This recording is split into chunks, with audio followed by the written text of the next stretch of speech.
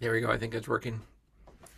So, about 2 times ago, I thought we should change up the way we've been doing this reading group. We've been doing it for like 5 years now, maybe 4.5 years.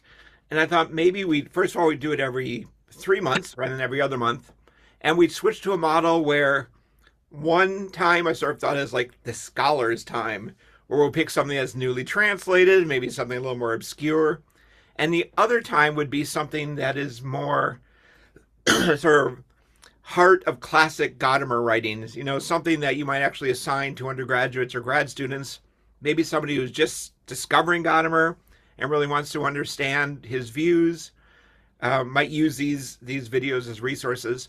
And so I picked as our first topic to discuss under that heading of sort of the classic works, maybe some of we've all read a dozen times, is a section of Truth and Method. It's not even a whole article, just a section. This section from part 3, part on language, called Language as Experience of the World. And I think for those of us who know Gadamer well, know this section well because it brings up so many issues that get discussed. I mean, what's happening in this third section when Gadamer is turning to language, he's also looking back at everything he covered earlier, Truth and Method, and sort of refashioning those views in light of his thoughts on language. So it's also, if you were to assign this to students, it's also a good introduction to Gadamer because as you read this, you also find references to earlier views he held and the way they hang together with his theory of language. So with that said, I'd like to start by saying, is there something you are just dying to talk about? So if we talked about anything else, it would just make you impatient and uncomfortable. I do John, you have got some. something? Yeah. Yeah. Uh, this is on page, in the English, it's on page 440, and in the German, it's on page 447.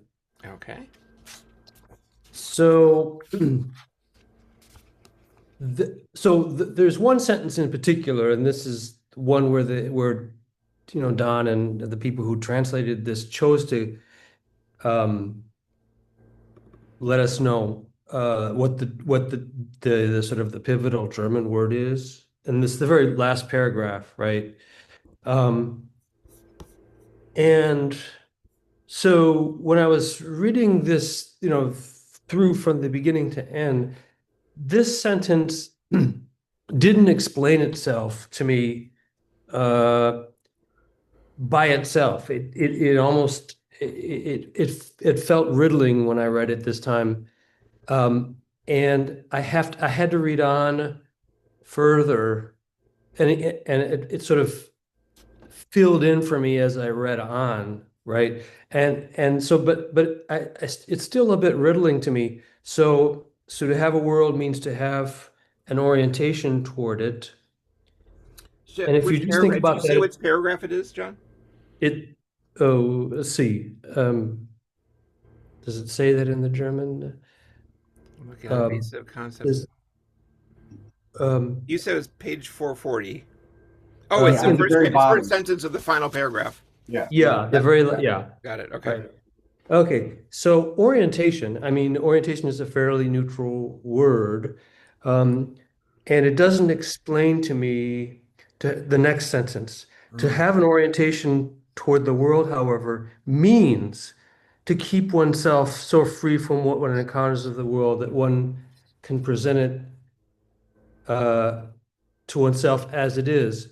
I mean, to me, that's not obvious. The sentence itself, it's not obvious that an orientation, right? Um, so I look, and he's playing with this root word halten, so verhalten and freihalten, and verhalten has this sort of double meaning, right? I mean, the nominal forms have to do with a kind of proper behavior, right? Of being of almost of holding yourself back. So there, if you sort of think of it in maybe he's playing with the German language at that point. I mean, with the language at that point, right?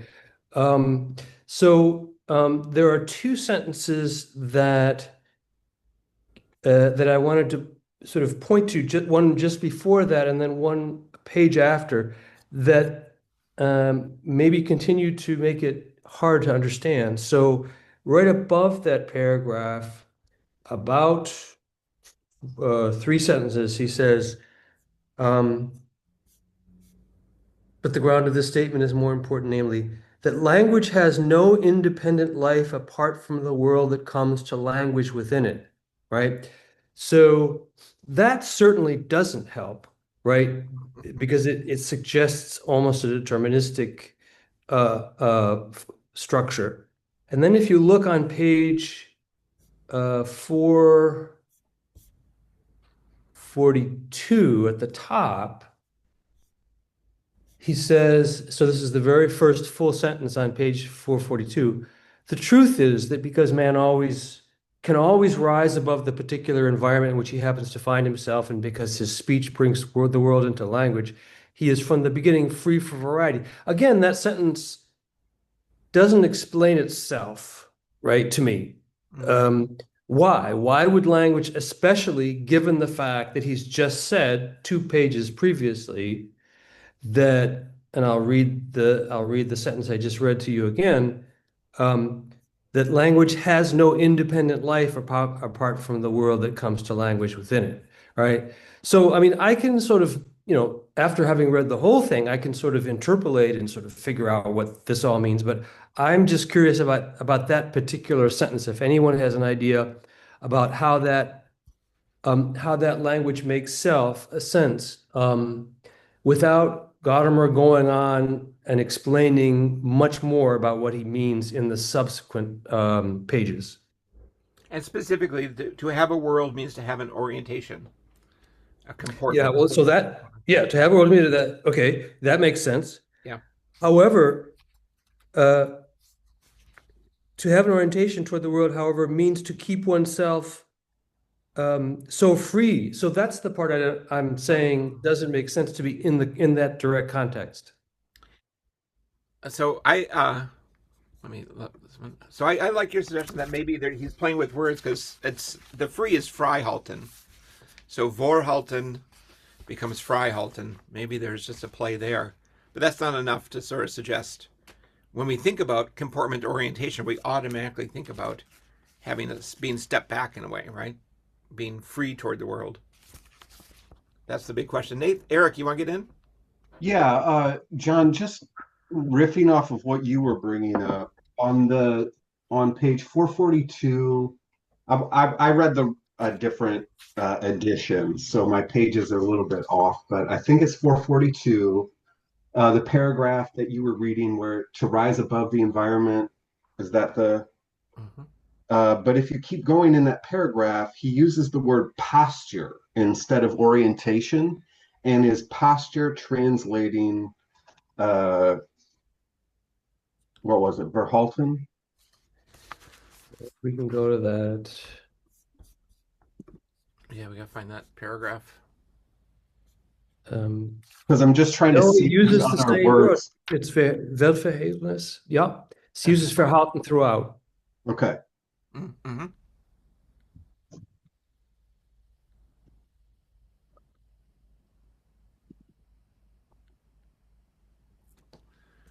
So, Eric, what about that? Or are you just pointing out that Well, section? I just wanted to see if that was correct, that consistency throughout, and but that it's being translated as orientation in some cases, posture in other cases. I'm looking for posture. That's all. And John, can you present your question again? Why why does why does that sort of stand out for you?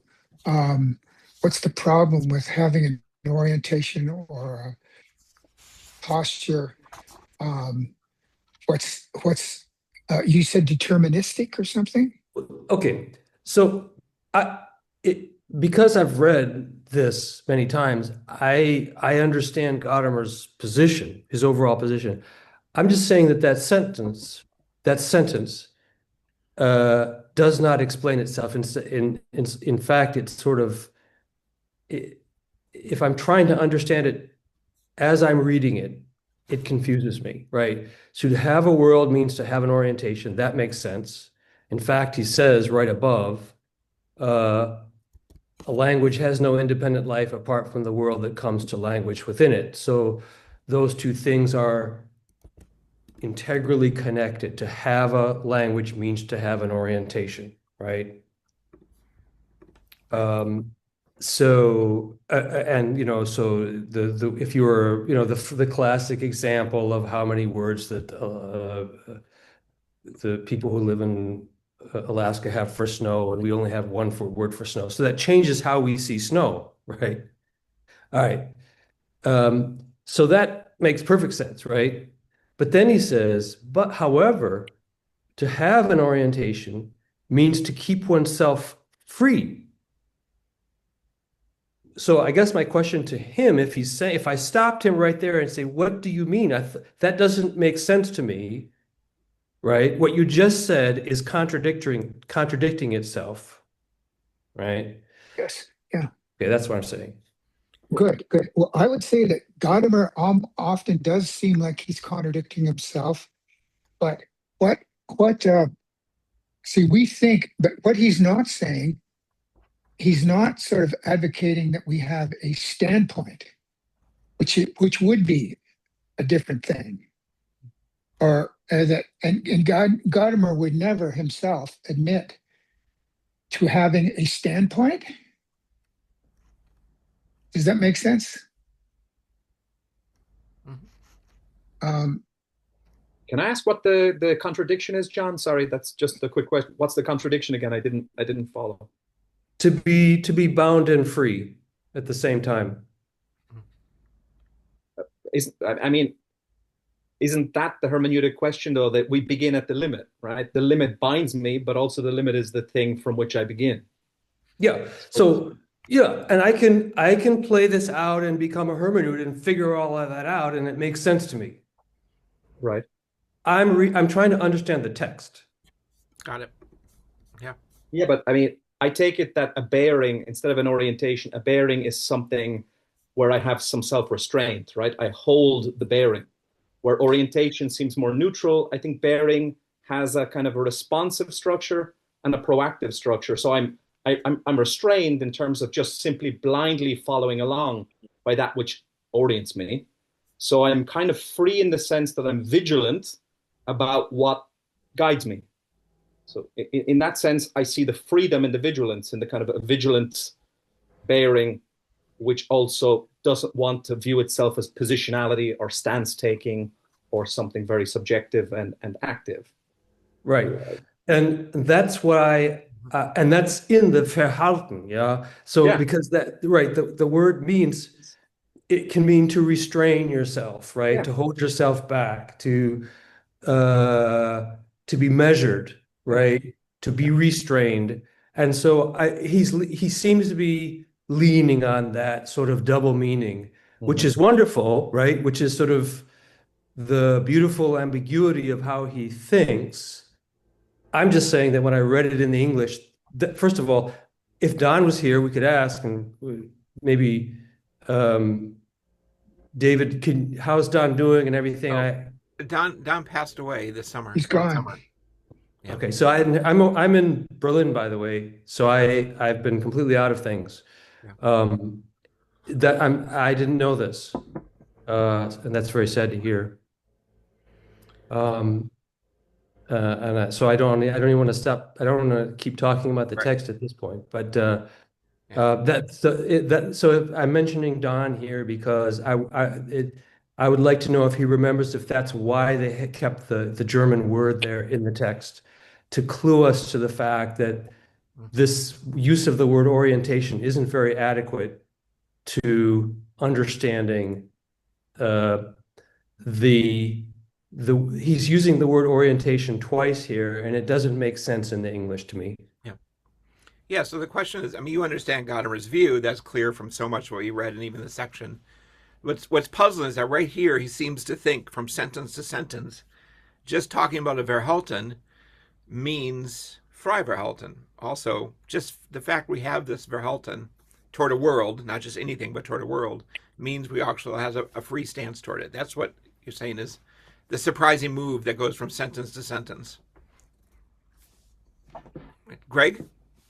Yep. Yep. Is it true that, I mean, if this is just Greg, we an lost old wives' Greg. tale, is this just an old wives' tale that he had a hard time writing this book and he did a lot of it by dictation? I don't know the story in that. I heard someone say that his wife, he dictated a lot of it to his wife. Um, because he had he struggled to write it, and so it has, so some of these passages that are confusing to me, I'm wondering if he's sort of extemporizing and sort of thinking it through as he's speaking. That was always been a question for me. I will say I found, and we'll wait for Greg to get back in. Greg Lynch, you had something to say, didn't you? You can finish your thought, David. It's Okay. fine. That when you look back at his lecture courses, that much of what you see in the first two-thirds of Truth and Method connects to things he taught the previous 20 years. But he didn't teach any courses, or maybe just one course on language. Hmm. So it always struck me that this last part feels less worked out in the same ways the other two do. There's rarely a long deep dive into Droysen or something you didn't see coming. Like all of a sudden we're talking about Vico, and you look back and say, oh yeah, he taught a course on sort of modern philosophy of science and Vico. Then that's probably where that came from. But that's been my thought about the third part. But I don't know about the dictating thing. It'd be interesting to find out if that's the case.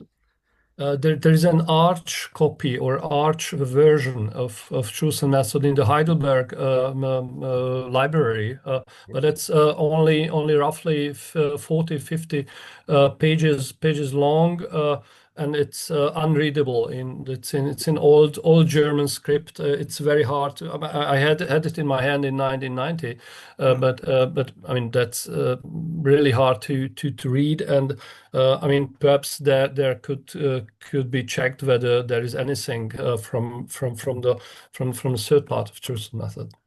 Yeah, good point. Yes, Greg. Yeah, I was just going to say that my sense has always been that if you understand the kind of freedom and the kind of binding that's involved here in terms of this world environment distinction that he's elaborating, they seem less opposed to one another and maybe even kind of mutually implicating one another. Because I take it that what he's saying is that the way in which we are bound by the world is not the way that an animal is bound by its environment, right? An environment kind of causally determines the activity of an animal, whereas the way the world binds us is not in a causal way, it's in like a normative way. We're like answerable or responsible to the world in the way that we respond. But to be responsible and answerable is something we can only do if we are in fact free, right? Responsibility just doesn't come on the scene for a mere animal that's kind of driven entirely by its instincts. Yeah, John, that sounds like say that's his view, right? So maybe part of the work, Greg, you're saying is in this is to have a world means to have an orientation. But once you have a world, you already have this sort of keeping oneself free from what encounters. It just comes with the world. It's not comes with the orientation per se, but of course there's going to be an orientation. The world part means you're free toward it. That's right. Yeah, I take it that a world just is reality as it shows up to someone whose orientation is free, whereas a thing that doesn't have that sort of free orientation can only encounter its surroundings as a mere environment that it's Right. embedded. So In fact, they're we kind might of even say that we might even reserve the word Verhalten for a world orientation because it has this idea of a reserve, holding back, and pick something else when it comes to animals. Maybe have perspectives or something like that. Something that has a different sort of character to it. Perhaps I don't know. Would this this is my last question on this, and then I'll shut up. Would this mean, so as you read through these pages, he describes the situation in which we become aware of the fact that there are many languages and that these languages all, in other words, we become reflexive about the fact that some people have 14 words for snow and we only have one, right? So is that reflexive awareness part of this? The fact that we are aware that there are multiple perspectives that are building our collective sense of the world, and so that when he says world, he means to include that kind of reflective awareness. You have thoughts on that, Greg? Yeah, I mean, my thought is that the kind of reflective awareness is less about being aware that my language is kind of just one language among many, and there's other ways that people talk about the world, and more the kind of reflective awareness that as a language user, I know that what appears to be the case to me might not actually be the case. There's this like appearance reality distinction that language opens up for me that again isn't there for an animal, right? The dog can't say to itself, well, that steak seems good to eat, but is it really good for me to eat? Do I want to be the kind of dog that just eats steaks all the time? Like dogs can't do that, but we as human beings can in virtue of having a language. I think probably whether or not we're aware of the fact that other people have different languages from us or not. Eric, you've been waiting a while. Thanks for your patience. Oh, I wanted to build off what you were saying, John, too, kind of responding to it. But I also have a list of things that I would like to make sure that we talk about before the end of the day, too. Okay, I'll be sure to come back to you with the list. Yeah. So, John, looking at the three sentences that you kind of pointed us to, there's the one that says, language has no independent life apart from the world that comes to language within it. Then the next sentence that you pointed us to was to have a world means to have an orientation. And then that third sentence that you pointed us to a couple paragraphs later, that he is from the beginning free for variety in exercising his capacity for language. Those are the three sentences, right? Sorry, John. Okay, no, that the last one was in that paragraph, but it was earlier. It was where he says, the truth is that because man can always rise above the particular environment in which he happens to find himself, and what I was pointing out is that doesn't seem to apply to language in the way that he's described it so far. Right. So that's where I was trying to get at, that it seems to me that the sentences suggest that language is not free from worlding or from the world or a world, but that we as language speakers are free because we can use language more and more and more. So I was wondering if the tension is that we're kind of equivocating that we aren't free in some ways and we are free in other ways, when what I'm seeing is language is not free independent of world, but we are free as language speakers from environment. Does that kind of tease apart what could be a contradiction?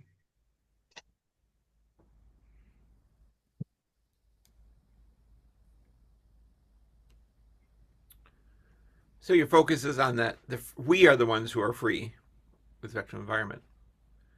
Yeah. But language is not. But language is not free from world. Like it can never be abstracted from the world. Right. Yeah. No, those make perfect sense. I don't know why that'd be a contradiction. Those seem to go together. That you can't have a world without language. You can't have language without a world. But that the lack of freedom is an issue of language, not us, the speakers. Because I understood the tension that Greg was kind of responding to with John is that we, unlike animals, are free because we are speaking in a world, and that's that part of the reflexive or reflective capacity, but that we aren't free in this sense that we can't transcend worlds at all. But That's true, but I wouldn't call a limit on our freedom. But yeah, but I think that's fair to say. Shaba, go ahead. I just want to add a reference I had in mind, or I couldn't find in Truth and Method so quickly, and that would support Greg's remark, and that's of course the reference to Herder's treatise on the origin of language, where the contradiction or the opposition between animals who are stuck to their environment on the one hand, and human beings who have a much more reflexive, much freer relationship to their environment because they have language. And I think that Gadamer simply did not make explicit this reference on page 440, and that, I mean, the plurality of languages is another cup of tea. So that's a different issue. But in this sense, a more rational, more reflected relationship to the environment is at stake with having language. Right. Good. Yes, Niall. I wanted to ask because it's something I'm struggling with, specifically also in the SPET paper, but this text is perfect. There seems to be a straight story that you normally get, that the self-presentation of the world is the presentation of an aspect of the world, right? It's not the world as a whole. And in this text, he seems to be pointing also to the existence of the world in itself. Yeah. And yet he's very keen to say the world is not pre-given. So the world is not pre-given as a bare kind of container of objects. It's intimately connected to the speaking, uncovering aspect of rendering intelligibility or making sense of or understanding the world. But what's the status of this in itself? The world as it is in itself certainly exists. How is that different from pre-given? So what kind of is pre-given? Because he starts to use this Husserlian terminology of Abschattungen, right? Mm-hmm. And so and then he says perception for Husserl is a bit like language, but language is different from perception because perception has distinct moments that are unconnected to the previous. But the whole notion of Abschattungen for someone like Husserl is about the world is pre-given. Mm-hmm. Right? It's very much that the Abschattungen of the aspect points or co-intends to the background of the whole. I'm wondering, is this kind of an inner tension in Gadamer between acknowledging a type of reality of the world that must exceed the speaking of the world, and yet still saying that the world can only present itself in language? But to point to an in itself is to use language to do that. So it's a very strange circular. So that was something that came up in reading this section, where I'm trying to understand what might the world as a whole or the world as such mean for Gadamer. That's great. That's a huge question. So can I bracket it for just a second, so we make sure we sort of can close off environment and world and language, and right. then we can move on to this other big question about because he uses the phrase in itself. Exactly. No, actually, it was there in John's quote, the first section that John talked about. Restraint is about in itself. Yeah. Of the world as it is, he says, right? As it is, exactly. Yeah. Okay, so John Beach. Yes, it's interesting that John, when I reflected on this, I think Gadamer is allowing for the fact that we can have a unitary sense of the whole and of the unity, like an orientation in that sense, that we're free to have that sort of synthetic sort of which is always changing, but it's infinite in a sense toward the world. And that's maybe why he's leaving that space open there, that thing, that orientation. That was my insight. And I would say there is no world in itself. Realism is obliterated in this. And anyway, that's what I wanted to. I don't know if that helps, if that's relevant. I think it's an excellent question, John, though. I see the dilemma there. Yeah. Thanks, John Beach, and thanks, John, for starting us off with that.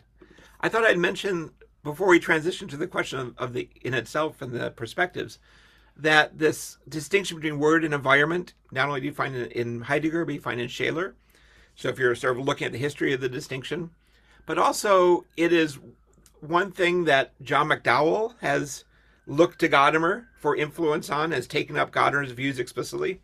It's also something that Alistair McIntyre has explicitly criticized Gadamer about. So if you want to look at the ways in which Gadamer has been taken up by other philosophers in contemporary debates, McIntyre criticizes Gadamer for this distinction in his Dependent Rational Animals book, and McDowell takes up Gadamer's distinction in Mind and World. If you want to look at sort of the bigger issues. Okay, so back to Niall's question. There is a lot of talk in here about, well, I mean, just the quote, seeing things as it is, right? And so how is it that Gadamer can talk about something? I mean, John, you've already got us started by saying we're going to eliminate all. There is no reason to talk about this. This is maybe this sort of leftover vocabulary that we should ditch and leave behind, and don't even talk anymore about realism and the world as it is in itself, because this just is a mistake to even think there could be such a thing. And I think, Greg Lynch, you're ready to start the conversation. Maybe you've written a book about this. Yeah, I can. I've got a read of this for what it's worth. So I think number one, so he says, what's 444 in the copy we're using, right? All of this makes the expression world in itself problematical, for the criterion for the continuing expansion of our own world picture isn't given by a world in itself that lies beyond all language. So I think one point he wants to make is that this Kantian notion of a world in itself as this thing that's kind of always inaccessible to us, always beyond what we can understand. He does want to do away with any notion of that. The only world that there is to talk about, or the only world that there is the world that shows up for us in language.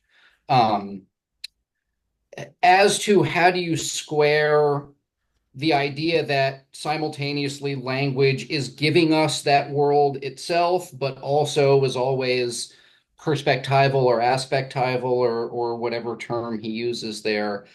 I think the metaphor he wants to use for this, which he'll call in a little bit in the book, the speculative structure of language, it is like the model of the performing arts.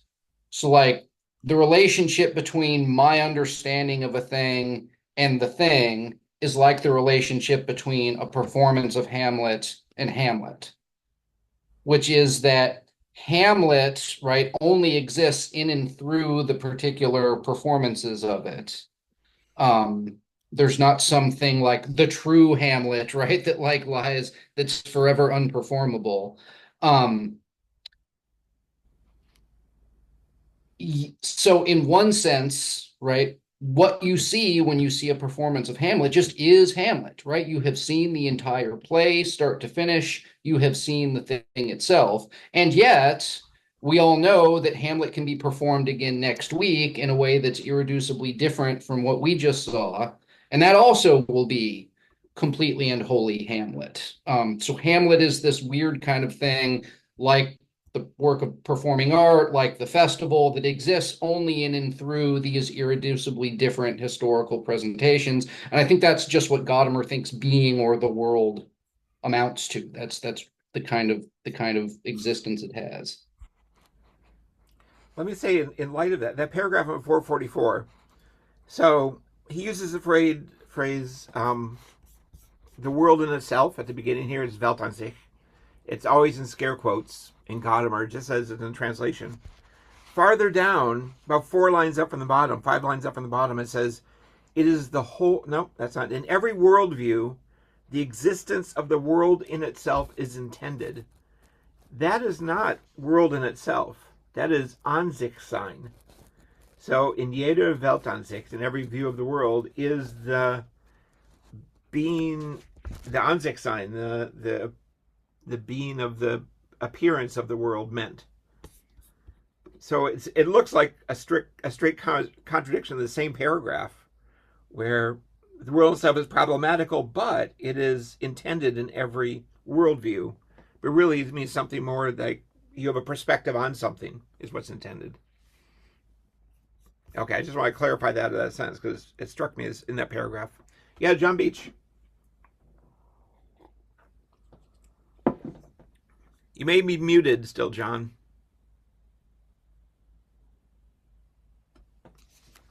I don't see how you can equate Hamlet with the world in itself. I don't think they're on the same ontological level, even though there's no sort of and I want to mention a quick joke, just a quick bit of humor here. Gadamer mentions this at one point. This is the arguing about Shakespeare didn't write his plays, right? Okay, and it's completely clear. Shakespeare, of whom we know nothing, could not have been the author of these plays. They're written by someone else of whom we know nothing, who was also called Shakespeare. So Yeah. anyway, that's my joke. Yep. The But Shakespeare in but itself. no, I don't think I think the world in itself is it's not just like an work of art that's performed. I don't think that's they're on the same ontological level. Okay. I think Craig, do you want to clarify the analogy? Um, John, can you just say a little bit more about what it is that's tripping you up there? I mean, one possibility is that I'm just wrong. That's an obvious option, but it's also possible I didn't articulate myself very well. What's the hang up or the difficulty as you're hearing Well, it? Hamlet is something that um, I don't know. To me, Hamlet has more ontological valence than I think Gadamer is trying to say about the world in itself. The world in itself is realism, and Gadamer says, of course, we're long past the stage where idealism and realism, was used to interpret good. No, we are totally in the world of idealism and realism. We are caught in it.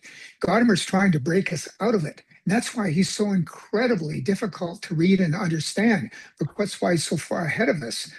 And I don't think the of course he's saying, okay, the world could exist without humans, and it may very well. In fact, he believes it probably will. But the thing is, he is realism is the thing that's behind here. It's the sort of the realism that comes from positivism and contemporary science and our just contemporary self-understanding that he's trying to cut through and basically obliterate. That's and I don't think that the performative art. I don't know. Maybe you're right, but it doesn't. I don't find it. It doesn't. I think he's doing something more here. Yeah, I guess I would say I was not trying to. I don't think that Gadamer believes in the world in itself in the Kantian sense of that, or even in like the positivistic sense of that. This kind of uninterpreted thing that just is what it is, kind of independently of any human activity or interpretation. You and I agree that Gadamer doesn't believe in such a thing. That's why I think Gadamer himself does this. I like to do this, distinguish between the world itself, that is the world, not merely something that I've created in my mind, versus the world in itself. I take the world in itself as a kind of Kantian idea that only makes sense in light of that kind of dualistic picture that Kant has, that I think you and I agree Gadamer rejects. But the world itself is just the world, the thing we're talking about, the thing Well, that in virtue of which our claims are true or false. but the world. This is the problem. This is Helmholtz. He thinks it's a faculty. It's a creation of the mind. Gadamer says no, it's not. We think the world is a world we create in our minds. Absolutely not. And so it has. So if it's not created in our minds, where is it? Uh, you know, like world. It doesn't. It's not like res extensa. It's not. I mean, you can see that in Gadamer's or Aristotle's concept of physis, which is quite amazing. But anyway, I know it's a subtle thing. I don't know. Um, I think I don't completely understand it. So I agree with it all, and I think that yeah. But then I haven't totally understood it. I think Niall, kind of bring you back in here because this is why you brought this up to begin with. It's really complicated to figure out how Yeah. exactly to articulate the story so that language provides us a worldview, and a worldview is somehow of Yeah. actual view on the world without it being a relative view of the world and without Yeah. positing a world in itself independently pre-existing. Yeah. But in I think fact, the most distinction things, between, yeah, I think I the say, distinguish, sorry, go, sorry, Dave. no, you go ahead. I'm ready. I was just going to affirm what Greg said. I think a distinction between the in itself as a metaphysical commitment versus the world itself. I still think there's a lot to be said about what that world itself might be, though, right? And my way, because he mentioned Husserl, was to see that the itself is co-intended in the presentation of the world. So if an aspect of the world comes to me, comes to the fore by way of my speaking about it, at the same time, I'm constantly co-intending world itself as a background, Yep. not as a kind of metaphysically, substantively existing world independent of human mind. I think he takes it, I think that's directly from Heidegger, by the way. The being and Dasein are fundamentally connected to one another. There is no being without Dasein. I think Gadamer is saying the same thing. There's no world without a human being to make sense of the world. There might be an environment, but he does say, however, in this text that the world might exist after us, right? Yep. I think he says, he seems to give it a kind of no excess and then some excess that and it probably will, he says, right? That the world will continue. I was wondering how could the world continue if the world is so bound to speakers speaking of the world? That's on page 444. He says, Yeah, no one doubts the yeah, world can exist without man, and perhaps will do so. When I right. read that, I thought he must not be speaking of world in the technical sense. He must be speaking of things like, right, we talk about world versus environment, but he might just be saying that, cars and trees pre-exist us and they're going to continue to exist long after us in that sense, Right. rather than, but that feels like it's cheating. Yeah. I Right. think the point though is that the world never comes the world can never be taken as an object by language. I think that's the Yeah. fundamental later claim he makes, that language can't make world into an object. So But in there that he's sense, but oh, there he's go specifically contrasting object as object, objectivity object, with exactly. Zacha. So language can make the world a Zacha. It just can't make it an object, Right, which exactly, doesn't come through exactly. as Yeah, that's easily in what he's English. avoiding. Right. Yeah. And I think he wants to avoid it because the other side is subject, right? Right. So if he wants to get away from a theory of the subject, he needs to make a distinction between object as Gegenstand and object as Objekt. Yeah. So Exactly. that perfectly makes sense. Yeah. Greg. Yeah, I was just because I agree with you. I tend to read that second use of world there as him being a little bit sloppy, right? So in the passage from Heidegger that you referred to, Niall, Heidegger says something like being, not beings, can exist only with Dasein, and reality (parentheses not the real) depends on understanding. So I take it that when Gadamer says the world can exist without us, he's being sloppy, and he's saying that entities would exist, but those entities would not have being in the relevant sense Hmm. that's going on. There would still be stuff in some sense, but none of that stuff would be anything determinate. It wouldn't mean anything because there's But only meaning. I think that same tension though creeps into being and time just for a moment, because what you have there is a discussion of the world is defined as a totality of involvements, a totality of kind of referential significances. But in anxiety, all of these inner worldly beings fall away. And he says, but the worldhood of the world makes itself felt most in that moment. So there is this tension between the worldhood of the world as the world itself, and then the preliminary discussion of world as a kind of totality of meaning involvements, which cease, and yet the world is felt most in that moment. And I think Gadamer is grappling with an analogous thing. But yeah, you're probably right about it's a throwaway. Maybe he just should have said environment or a totality of things would exist. Your point's a good one too, though. I like that. I have a question for Greg and Niall on this. Is that if we're going to say there's a difference between, say, a world versus a world in itself, where one is just the world of stuff or ideas or whatever it is, and the other has this metaphysical richness to it.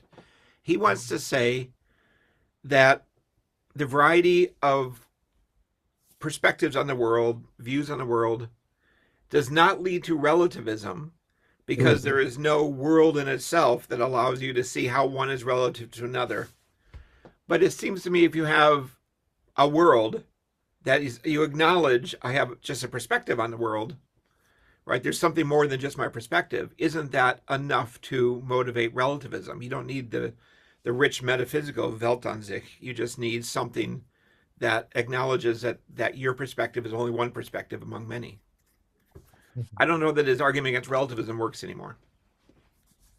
That's on the bottom of 444 as well. Mm-hmm. Yeah, David, I think I'd say, I mean, number one, relativism is said in many ways, right? And I think some of those are worrying and some of them aren't, right? Like Aristotelian ethics is relativistic in an important sense, right? That what counts as courageous for me as a philosopher is very different from what counts as courageous for a soldier in battle. That's a kind of relativism, but that's not a relativism that I think anyone ought to be worried about. That's not a kind of relativism that makes truth impossible. And so I think the kind of relativism he gives, because it's not, once you've gotten rid of the thing in itself and the idea of the way things really are, right, as they would appear to some like ideal, perfect, infinite mind or something like that, the thought that, oh, but what I know is merely for me, right, merely an appearance to me, as opposed to this other thing. That's where the kind of skeptical, bad sort of relativism comes in. But if you deny in principle that there is any such thing as the way things are in and of themselves, distinct from the way I experience them, it seems that skeptical worry dissolves then. So you're saying that when I Don't say say that I have merely this and not that, because the that you've recognized as like not a coherent thing.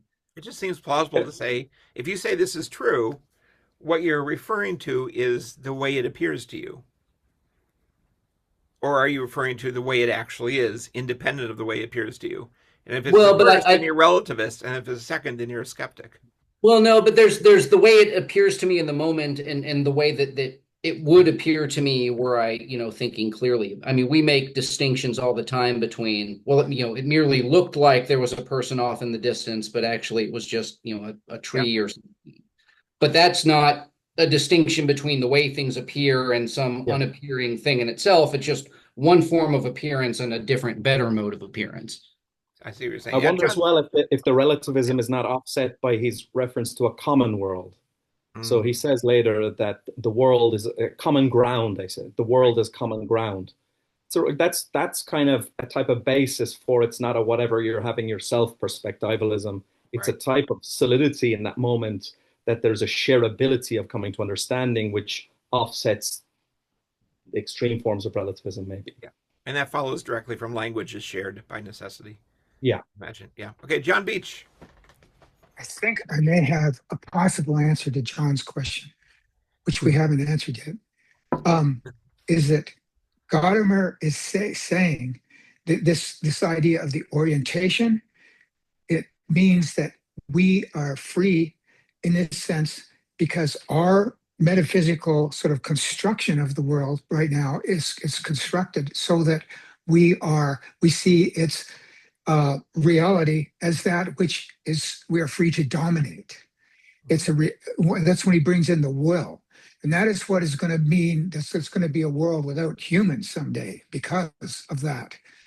And so there is a freedom within, the way we put it together and the way we sort of think through the physics, the actual physos, the actual our mother tongue. Gadamer says to have a metaphysics, you need a physics and a mother tongue. I think that we have a problem. It's fundamental. The destruction of the world is contained within the way and we're free to have an orientation that is proper and one that is not, and the one is not accurate. And I think we need that space. That's why Verhalten is there as possibility. Yeah, Okay. great. Thanks. That introduces normative questions right into the very idea of a world. Yeah, John Arthos. Yeah, so I saw a couple of things in the text this time. One is that this whole question of relativism is sort of lurking for him, and he's trying to respond to it all the way through this section.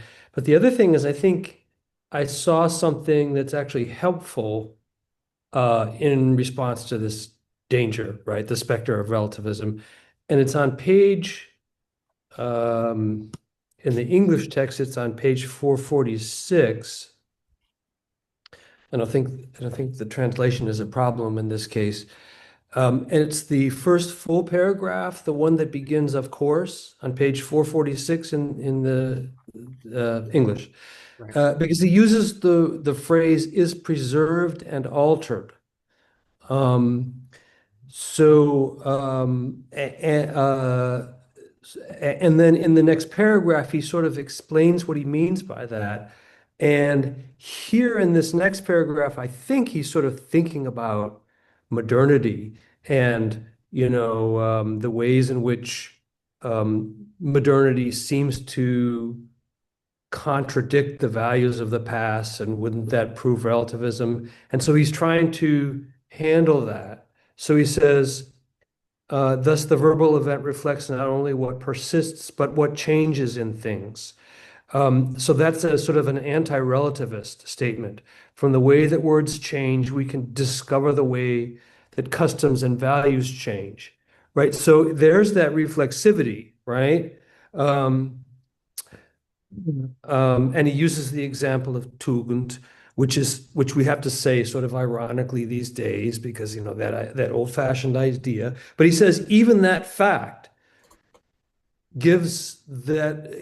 In other words, we're acknowledging that the word has a history, and that history is what we're holding, right? What we're preserving when we change our relationship to it. And so it seems to me like in that language that you both preserve and alter, and that you're aware of the fact that you're doing that, is a way of responding to the vicious relativism. Okay.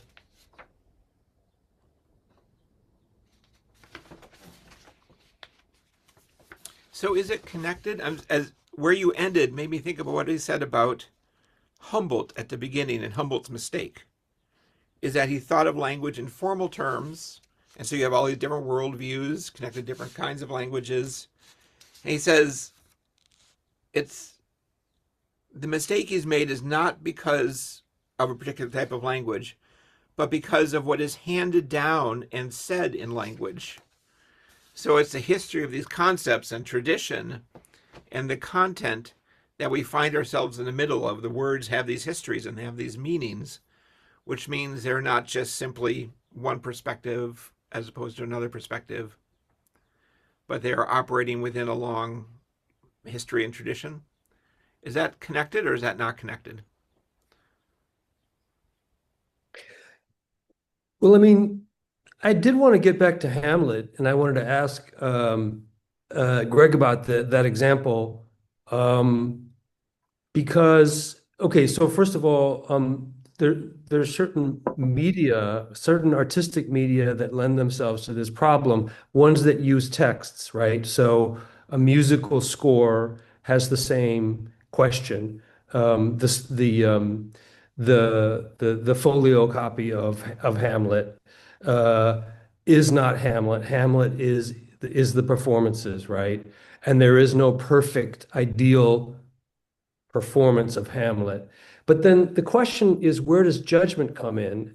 And I don't remember if it's in Truth and Method or if it's in the, I must be in Truth and Method. Yeah, that much later in Truth and Method, he talks about the inner ear. The inner ear is able to hear and distinguish between a good and bad performance. So I guess I would ask Greg, it's a fascinating question, right? How does the capacity for that kind of judgment relate to the fact that there is no ideal Hamlet?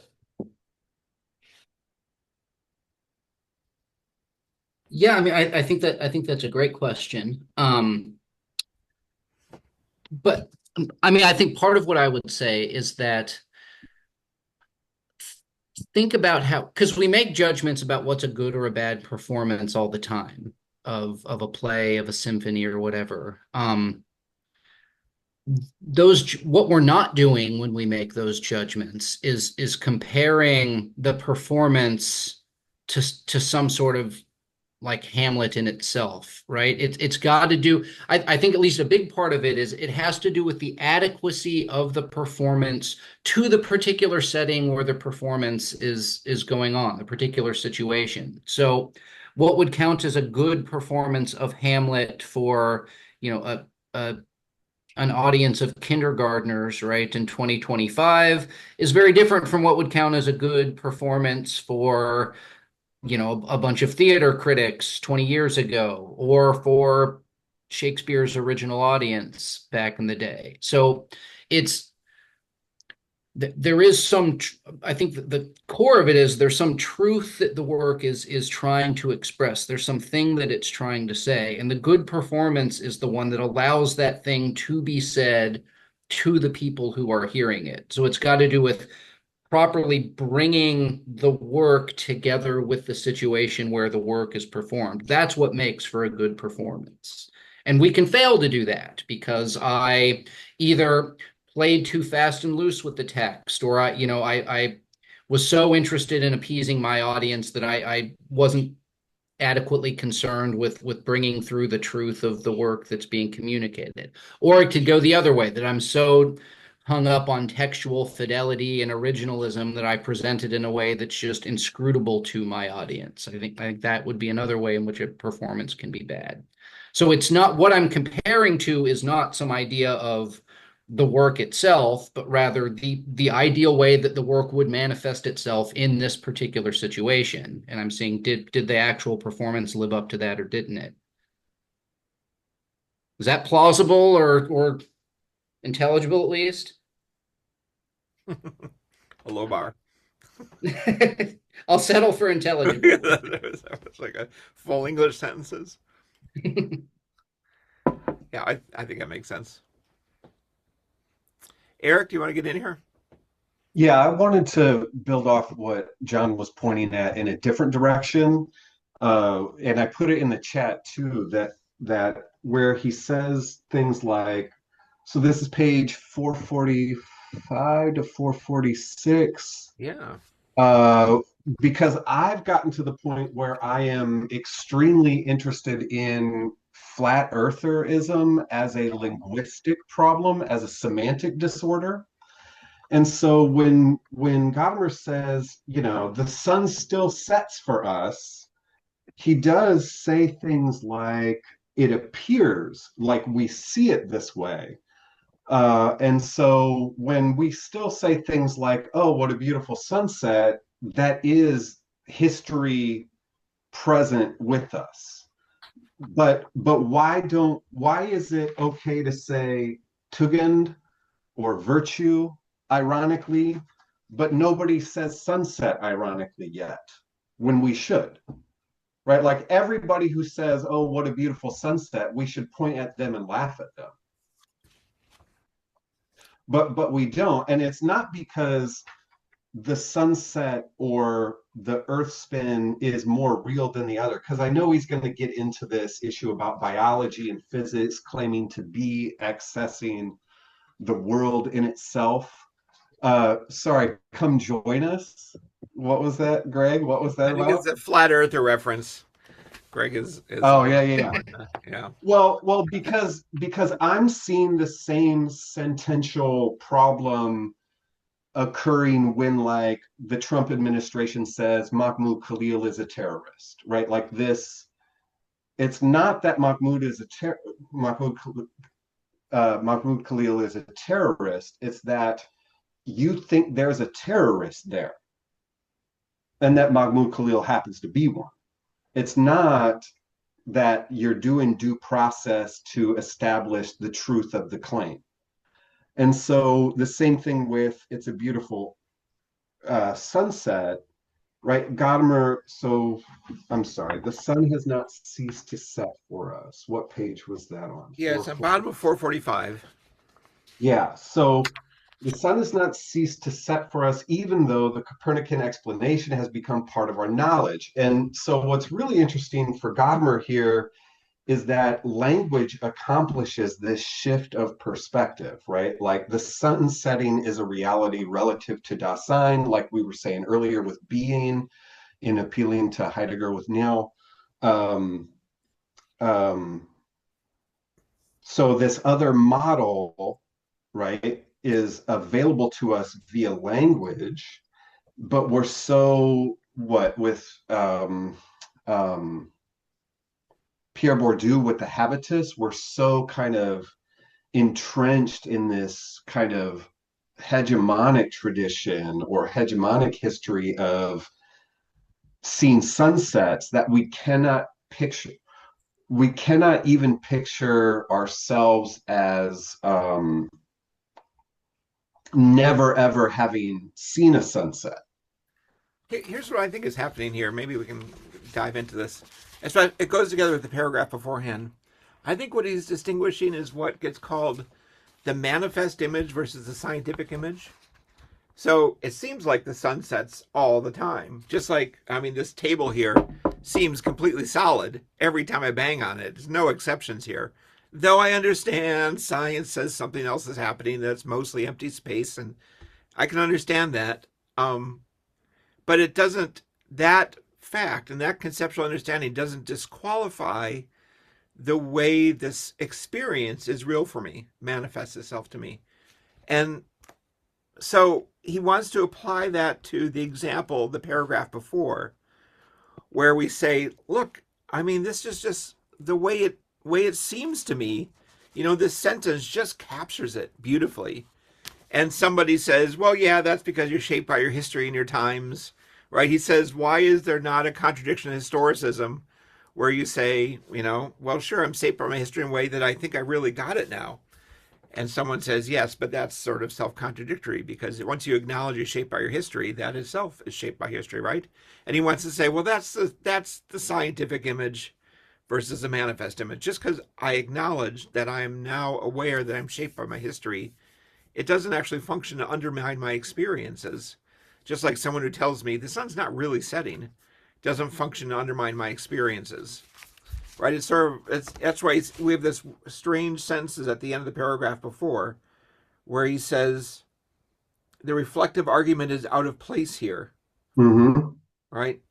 He says, or he says something like they happen at different levels.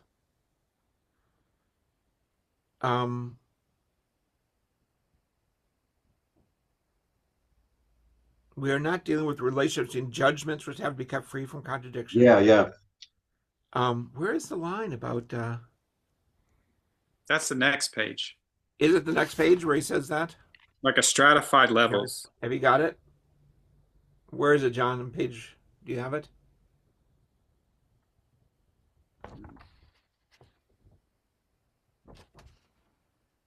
I see like one of the relativities embraced by language on the next page. I mean, the sense is the consciousness of being conditioned does not supersede our conditionedness. Yeah.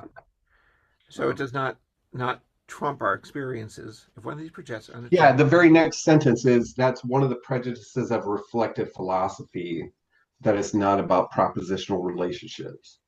Yeah. The reflective argument is out of place here, and so on. But in that next paragraph, the sun has not ceased to set. He does say, like, at the same time, we know it's absurd in the world of understanding. What word is being translated for understanding there? Is that the same understanding that we're trying to achieve with coming to an understanding? Like, is it absurd in our dialogues with one another to still say sunset? Or does he mean absurd only for this one rationalist perspective That's one among many relativities that are embraced by language. I'm trying to look it up. I appreciated your talk about beauty as well, because you can imagine someone who's read Kant carefully, and you say it's a beautiful sunset. And you say, no, it's not the sunset that's beautiful. You're saying I'm having a beautiful experience of a sunset. Yes, And there's a point at which exactly. you say, well, technically yes, but nonetheless, it's a structure of the very way I experience things that sunset is beautiful. It makes no But sense then for me to change my vocabulary because it's so I get that. I get that in the case of beautiful sunsets, where it does feel like there's not that much at stake. That's why I'm thinking of these sentences that are right, like the Trump administration bombing these Venezuelans, right? Like that sentence, like those folks are transporting drugs. That's a flat earther level ignorance sentence because we don't have the evidence to confirm or deny. So I'm thinking like the case of the sunset is an easy illustration to try to get at this issue. So someone responds like you did, David, with, I understand that it's more complicated, but like this is the way we talk and it's okay. And it's like, well, but if I tolerate it in the instance of beautiful sunsets, then why do I object to it when it's, Trump is a good president type sentences? Yeah, well, I mean, I think Gadamer really does have a point to make about different levels of speaking, the scientific way of speaking versus, I mean, another class examples with folk psychology. You say, I believe it's 311, and someone says, there really aren't anything in your brain, scientifically speaking, that we call beliefs. I know you like to talk that way. And there's a way in which it's a different sort of thing because we're talking about two different ways to conceive of reality. One is actually fundamentally connected to our experiences, and the other one isn't. And the other one may have a world of validity that we might say is even a more accurate description. Nonetheless, it doesn't replace my experiences. It doesn't replace the value of this way of speaking for my experiences either. So it's two different sorts of things with the Trump thing. The Trump thing, you're right. We are often manipulated by ways of speaking so that we come to see things in certain ways. And this is the ways in which, I mean, in some way, because language is so tied into our experiences, rhetoric is also very powerful, right? And we find, and what do they call it? Sort of self-confirming bias and things like this. They're so tightly interconnected that falsification becomes more complicated. So I think you're right about that. But I think Gadamer is. I mean, I think the transition to talking about the scientific view of the world and the way science operates and the kind of objectivity that science sets out, as opposed to the kind of factualness, kind of objectivity, the kind of subject matter that language puts in front of us, is really worth trying to get clear here so we understand what Gadamer's views about science are and how science can distort the ways in which we interact with the world functionally. Yeah, Greg Lynch. Yeah, I was just gonna say, I think the difference is that when I say the sun is setting, I'm not saying something false. Because when I say, hey, look, the sun's setting, what I'm saying doesn't contradict the Copernican model of the universe, because I'm not trying to answer the same question that Copernicus is answering. I'm not giving you a cosmological, I'm not saying something about how the Earth and the sun are like geometrically related to one another. Mm-hmm. What I'm saying when I say the sun is setting is that, well, if you look off in that direction, you will see that, the sun is not visible anymore and it's getting darker. And I'm saying all that kind of stuff. Mm-hmm. Whereas, when Trump says this guy's a terrorist, he's just saying something false. It's not like, well, he's answering a different question than like a scientific theory of terrorism. No, he's answering the same question that you and I are answering when we say, no, he isn't a terrorist. He's just answering it falsely. I would contend. So that, Yep. I think that's, are you asking the same question or or answering the same question, or are you answering two different questions is the relevant distinction here. And only if you think that the only legitimate questions are scientific ones, would you assume that, well, only the scientific explanation is the really true explanation or a really true description of what's going on. And of course, Gadamer thinks there's no reason to assume that. Just to respond, Greg, this is why I'm like concerned about flat earthers in particular, because you already admit to like understanding that when you say there's a beautiful sunset, you have like internalized the irony or something where there's kind of like a what back to John's original comments, the orientation or posture of your statement, there's a beautiful sunset, versus a flat earther saying there's a beautiful sunset. That's the linguistic kind of tension that I'm in, because I don't think they're asking the same question. Well, I think the flat earther would take themselves to be answering the same. The flat earther does think that Copernicus is mistaken, right? They are trying to give a cosmological account of what's going on. Yeah, but, exactly. But you and I we're not playing that. We're not doing that. We're not speaking to that when we say there's a sunset. Anyway, Okay, John Beach. I'm sorry, I've got to go, everybody. Okay, sorry. Greg, thanks, Greg. This was great. Thanks, everyone. See you later. For joining us. Okay, John Beach, and then I want to ask some of the other people here who haven't spoken up yet if there's topics that you wanted to make sure we talk about that struck you in the reading that you want to put on the table so we can discuss them. Yeah, John Beach. Yeah, I would like to return to this point I was trying to make, and I probably just shot it out, not very clear, elaborated, but please cross-examine me on it. But knowledge, Gadamer says on page 447, fifth line from the bottom, but the knowledge of all natural sciences is knowledge for domination. Yeah. This, how do we see? Gadamer is trying to give us the space to get around this, to get beyond this, to overcome this. But he's saying that we can do this if we have an understanding of what language is and how it's related to world. That's our opening for the survival of life on the planet, which we don't have a lot of time left. But this is why he says to John Arthur's original question, we have an orientation, and our orientation is within the entire structure of everything Gadamer says in this chapter, these two chapters.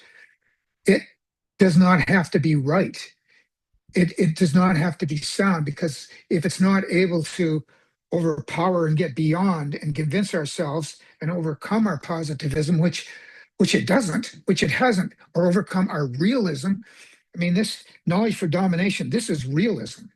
This is the inevitable, unavoidable implication of realism. It's the end of life, and so he tries to lay that out here. So I think that's why there is that space for, shall we say,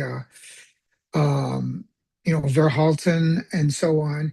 And even when you look at language structurally, how it's inseparable from its content and what it tells us about the world, there's still, it's not, we can buy that, but we can still not grasp its, what the possibilities of that are for our survival. Mm-hmm. And for overcoming knowledge is domination. Yeah, thanks, John. That makes sense. I wanted to point out that this section, the next 3 pages, were all revised by Gadamer between the first edition and later editions of Truth and Method, which is sort of interesting. He went back and I don't have the original from the first edition, but he mentions the next 3 pages were all revised and rewritten later based on later reflections about science as domination, and maybe just like you said, John, connected to the kind of destructive domination of the world as sort of the logical endpoint of scientific thinking. Niall. I wanted to get just the last passage of the entire text comes back to the question of world again, and comes back to linguisticality and language bringing the world into being. Mm-hmm. But then I'm wondering if we could linger on that just a little bit. He says, so that the entirety, he says, just as things, so it's 452, the last paragraph, just as things, those units of our experience of the world that are constituted by their suitability and their significance, that's the world as human world, I guess, are brought into language. So the tradition that has come down to us is again brought to speak in our understanding and interpretation of it. The linguistic nature of this bringing into language is the same as the human experience of the world in general. So I was wondering there what hangs on the experience of the world itself, and our speaking of the world as it appears. I mean, and in the background, I was wondering about the later Gadamer makes this distinction, as we read before, between the, what is it, the Übersprachliche, the Nebensprach. He makes all these distinctions between the pre-linguistic, the what's the Nebenlinguistic, there's a co-linguistic, pre-linguistic, translinguistic. What is being added when he's adding those qualifiers onto language, right?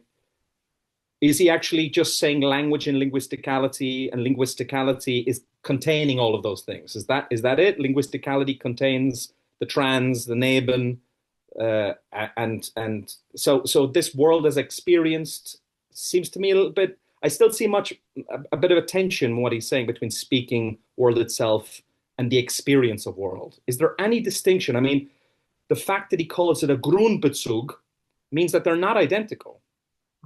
So wherever you have a relation, you have a relation between two relata, right?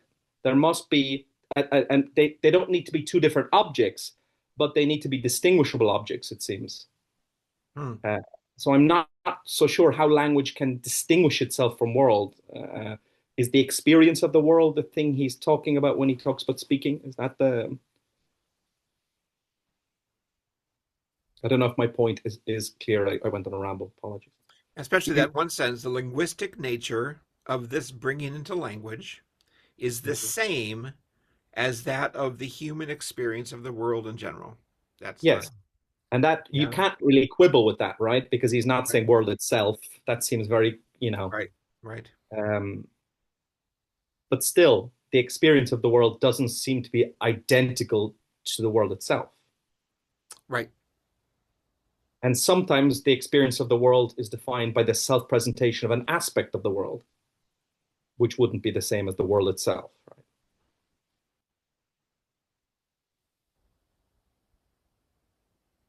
I was looking at the paragraph before because I think they go together. I think the last two paragraphs are like the transition paragraphs, right? Where he says our starting point, so he's returning, is that verbally constituted experience of the world expresses not what is present at hand, that which is calculated or measured, but what exists, what man recognizes as existent and significant.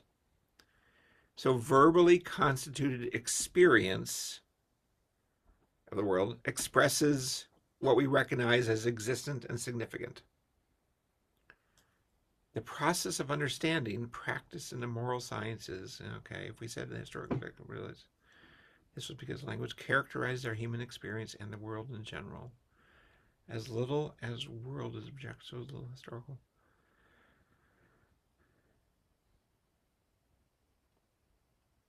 And also that reference to language characterizes our human experience of the world in general. Right.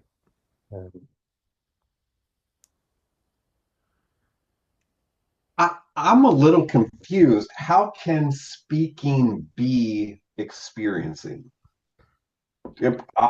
Just going back to those lines that you were reading now about what is it? The linguistic nature. Sorry. This bringing into language is the same as that as human experience of the world in general. How is I've run into this with certain folks objecting when I try to say that questioning is a kind of listening coming out of Gadamer, and that listening is a kind of receptivity. And people want to say, no, listening is active. And so when I hear the word experience, I also hear like the receptive side of our lives. Like we undergo experiences, we don't do experiences. But when I think of speaking, I think of speaking, right? Speech act theory, where it's something we do. And so to me, there's like a tension between the speaking of something is like to identify that as the experience rather than separate them and say I can talk about experience, but experience is not itself talking. Yeah, I don't think we need to bring speaking in here. I mean, earlier he talked about language. He used the comp word as schematizes experience. So how about the idea that to have a language is already to have concepts available that are actualized in perception, such that certain things appear to us and other things don't. And this is the way in which things, those unit of experience, are brought to consciousness because of language. So that's what the linguistic nature of this bringing into language. So this, what's being brought into language are things being brought into language and then in the same process being brought into consciousness. And that would be a version of human experience. Is that a kind of model? In which case language functions in our perceptual awareness of the world to structure our perceptions so that we notice certain things. There's no access to the world without language. There is no world that is accessible without going through language. That's what I think he's saying. Yeah. It made me wonder whether for Gadamer there is a different category than just present hand and ready to hand. Because I think Heidegger, you're swinging the hammer. It's not about language. It's about, you're just doing things. It fits your body. You're turning the knob on the door and it's opening. And it's a kind of functional. And I'm not sure that for Gadamer, the Sachlichkeit of language has a kind of objectivity that's separate from the readiness to hand and obviously separate from the present handness. But at any rate, language functions to make things available to us for perception. Have to tell some sort of story like that, I guess. Are there others who have things they want to bring up, who haven't spoken up yet, who have been taking it all in and have questions or are wondering when we'd finally get to this thing that you really wanted to talk about?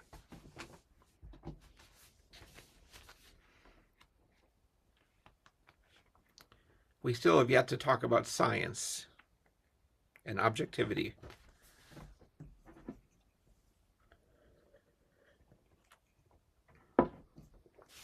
Nobody's jumping in here. So, okay, that must mean everything has been answered so far.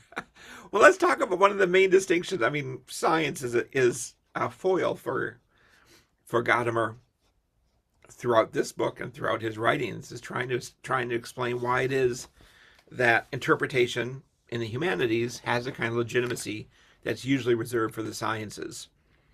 And this section gives a nice picture of what he thinks the sciences do and do well, but is different from what happens through language and through hermeneutic experience and hermeneutic disclosure, such that it doesn't replace hermeneutic experience, and in fact may be rooted in the end in our linguistic and hermeneutic relation to the world.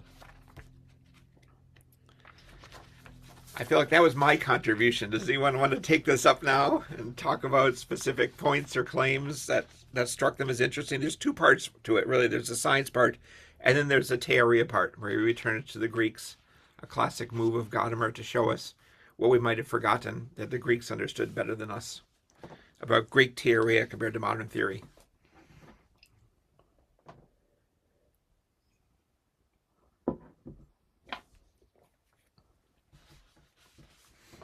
Yes, John. You might be muted again, John. Thanks. I'd like to comment on this on page 452, Right. the last page, second sentence, or as I see it, in being in time, Heidegger attains a position from which both the differences and the similarities between Greek science and modern science can be considered.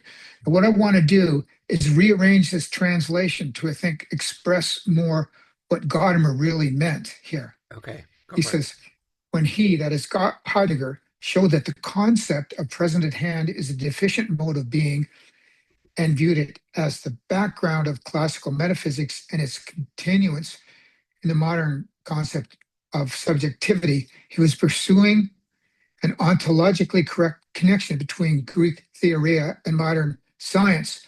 However, that should be comma, because that is given within the horizon of Heidegger's temporal interpretation of being, in which case classical metaphysics as a whole is an ontology of the present at hand. And modern science, unbeknownst of it, is its heir. But Gadamer doesn't agree with that. He rejects Heidegger's view of the metaphysics of presence. That's only on Heidegger's presupposition of the temporality of being as being the most. Gadamer's the linguisticality is the most primary. Being is the most primordial level, and Gadamer says theoria. Oh yeah, but in Greek theoria, there was undoubtedly another element as well. In other words, Heidegger missed it. Yeah. Gadamer's polite way. Theoria grasps not so much the present at hand as the thing itself, which still has the dignity of a thing. And then he said, well, later Heidegger figured that out too. The later Heidegger himself emphasized that the experience of a thing has little to do with merely establishing simple presence at hand. It's with the experience, as is the case in the so-called experimental sciences. Yeah. And so, therefore, we always keep the dignity of the thing and the referentiality of language free from the precedence of originating in the ontology of the present at hand, as well as concept of objectivity. So I think that's a brilliant account of Heidegger's or Gadamer's critique of Heidegger right there in a nutshell.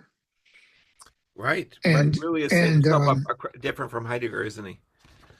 yeah, When very you much keep so. it free from the prejudice originating in the ontology of the present hand, as well as Of course, which concept of- Derrida, takes to the bank. But the thing is, Gadamer never bought that. Bought into that in Greek philosophy, and that's something that Heidegger didn't see in Greek philosophy. But if you read English translations, you'd never know that. You'd Yeah. never know what was really said in the Greek text if you just read translations. Forget it. So I just want to add that caution as well. So let me be clear. There's two ways of reading this paragraph. The way I was reading it, which maybe you convinced me is not the way to read it, is that he's saying Heidegger got it right when he distinguished present at hand from, say, ready at hand, and about how we make the mistake of thinking in terms of present at hand, which is connected to the scientific way of thinking, as opposed to something more ready to hand. But you want to say it's not just that, it's that the whole present to hand versus ready to hand, just like scientific thinking, doesn't really capture the kind of referentiality of language, what it means that language points to matters of fact. Yeah. So And Heidegger's categories don't do it either. yeah, well, if you grasp what Aristotle says about the concept of phusis, which nobody in modern classical scholarship does, they don't get close to it. Then you can see something here about the independence and the of the thing itself, and the dignity of it, and the wonder of it, and which modern science, I don't know if that helps, but modern science doesn't grasp, because it reduces everything to domination and control, and it does that unconsciously. It doesn't realize it's doing that, but it is. And that's our problem. That's what Gadamer is writing, what he's doing. He's providing the only solution that I know of. Yeah. I mean, Adorno doesn't provide a solution at all. Although they talk about domination and all that stuff. So that's what I think this third section is about. Does that help? Yeah, absolutely. I like his distinction on the top of 450 between the Sachlichkeit, the factualness of language, and the objectivity of science, where he gives this really common example about um, how it helps to cope with an experience if we can put it into words. So I think the phrase is like, to name it is to tame it, something like this. And we're going through something, if we can articulate it and say, oh, that's anxiety, then we put ourselves in position with respect to it. It creates a certain kind of distance that allows ourselves to function with it. He calls that the kind of Sachlichkeit of language. By languaging it, we now step back from it a little bit. But it's not scientific objectivity. I'm not articulating some sort of chemical situation in my brain that then could be responded to through some sort of psychiatric drugs. That's a different kind of objectivity altogether. So language provides a certain kind of distance, a certain kind of objectivity that doesn't disconnect us from the meanings in the way that science does, but still allows us to function differently, to think about it, to talk about it, to articulate it, to render it more intelligible, maybe to find better words for it. Find truth. Find truth. Someone shouted out from somewhere. John Arthos. Go ahead. Oh, that was you, John. Okay. John Arthos. I think you're muted, John. Unmute. Okay, sorry. There you go. David, another quotation that you reminded me of was E.M. Forster says, how do I know what I think until I see what I say? Yeah, exactly. Which kind of goes back to what we were trying to understand before about the temporality of coming into language, right? Of bringing the world into language. I mean, I think that's partly what's complicated about that is it's the way that it's structured temporally. The question I wanted to ask is, did Gadamer do a disservice to himself by using the word science, in the way that he does as sort of a one size fits all? I ran and got the other English translator, Joel Weinsheimer. He says this in his book about truth and method. And he says, Gadamer's allusions to the historical changes in scientific method are sparse, irregular, and frustratingly sketchy. This is not to say that his conception of method is superficial. And he goes on, it appears that Gadamer views method and natural science itself as monolithic, homogeneous, and fixed. And he quotes Gadamer as saying, what one calls method in modern science is everywhere one and the same, and only displays itself in an especially exemplary manner in the natural sciences.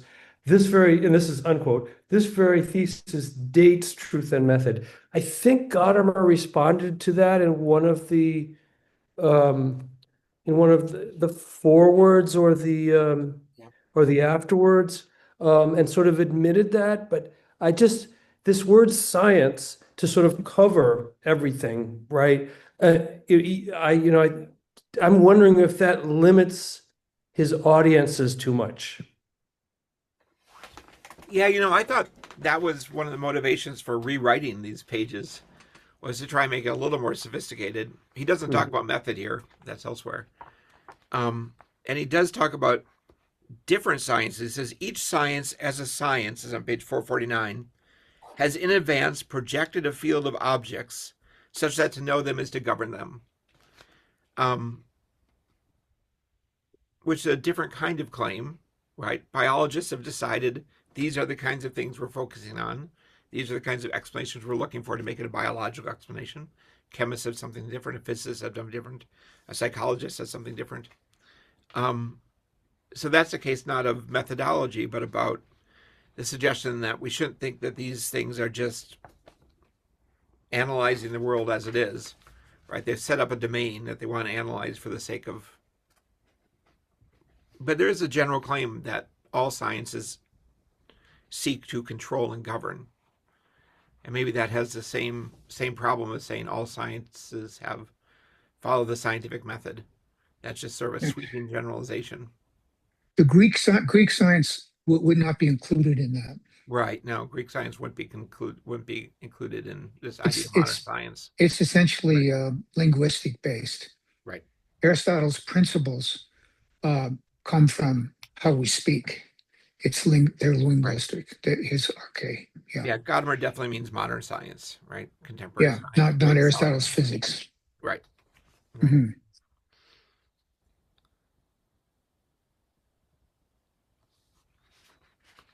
So, John, John Arthos, your concern is that, he's still too unsophisticated in his discussion of science, sweeping, making these general claims, classifying all science together under the category of a team attempting to control. I guess I wonder rhetorically if he could have been more sensitive to that being the way in which he was going to be received. I mean, it seems to me that he's getting a huge part of what's problematic, right, about modern society, and I often wonder why his criticism isn't more widely appreciated. And this is one of the reasons, this is one of the questions I'm asking is this broad brush sort of rhetoric making it difficult for some of his audiences to hear what he's saying? Yeah, fair enough. Yeah, Eric? You may be muted, Eric. Just to Yeah. quickly answer John, I would say, John, there's a limitation to language, and there's this flexibility. And Gadamer doesn't use terms in sort of like a like defined senses. Like there's a fluidity there that you have to go with Gadamer, because that's why he uses the word consciousness, where Heidegger said, you shouldn't even use the word. That's what I would say. To defend Gadamer. Hey, Eric. Yeah, just building off both of John's comments, going to where, for me, I always think of the example of like, what year is it? And, if we're saying 2025, we're still perpetuating a Christian-centric hegemony. And then the alternative is, well, the Earth is 16 or 13.6 billion years old.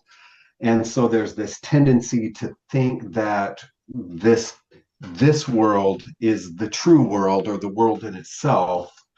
And so for me, what I'm understanding him to be saying by science is not so much a kind of study of sciences, although he does get into the world of bees and ultraviolet light, where he's like talking about this, but that his concern is not to be able to discuss like different sciences, but but to address the impression that the world of physics is the true world. And so I wonder, going all the way back to the beginning of this section, that division between world and environment, there's a part of me that thinks that maybe it would have been helpful for Gadamer to address John Arthos's criticism, to instead say something like, physics, biology, chemistry, these things study environments. They don't actually tell us much about worlds or the world. Yeah. John, would that help a little bit with what you're kind of... Sure. Yep. Then we only can study them because we have a world, because we have language. Right. And that's where he says the reflexive thing about the physicist can't, right? The calculator cannot include themselves within their calculation. This kind of, that's what shows us the limitation, is that you're not actually studying yourself in your very study where you're making claims about yourself. I should say though that have been a lot of physicists who are quite sophisticated about this, right? Heisenberg, right? Um, Thomas Kuhn, and so there's a lot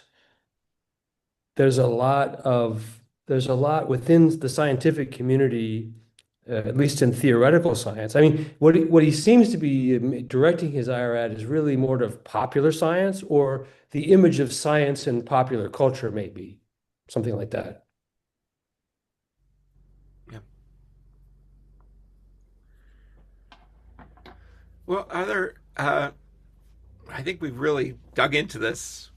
Well, I don't know that we need another 15 minutes of it. Are there any final passages or quotes Dude, or I've got a list. what, Eric? I've Oh, got you a haven't list. even touched your list, Eric.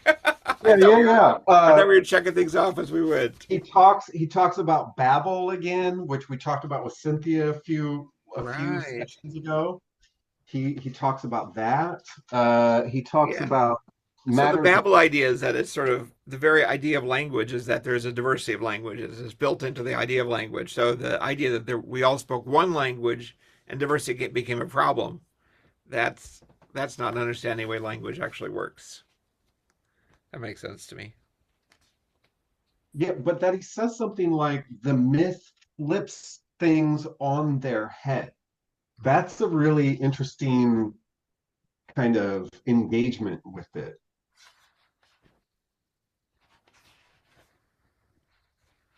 But now I can't. Obviously, now I can't find. I would say I really like the idea that language, to the extent it offers us a world, also is freeing because it makes clear that the idea of being trapped in a language doesn't make any sense. Language so when say, well, you're just trapped in your worldview or you're trapped in your language or but the very idea of having a worldview or having a language is a kind of openness and freedom. So it's contradictory to the very idea of having a language that it could be trapping, if that makes sense. I thought that was a very quick argument he made in 441 that I thought was very convincing, just very straightforward. You can't be imprisoned within a language. And I also want to clarify that there's this kind of sense in which he's saying languages are not worldviews. Languages are the capacity for us to accumulate matters of facts, and it's the relevant matters of facts that are our worldviews. So there's multiple worldviews within English or Arabic or whatever. Sure. Is that the right way I to? think that makes sense. But then I want to know what's being accumulated though. And he talks about matters of facts. He talks about uh, what else is it like that? It's the content that generates the worldview or that builds the worldview, or yeah. Yeah.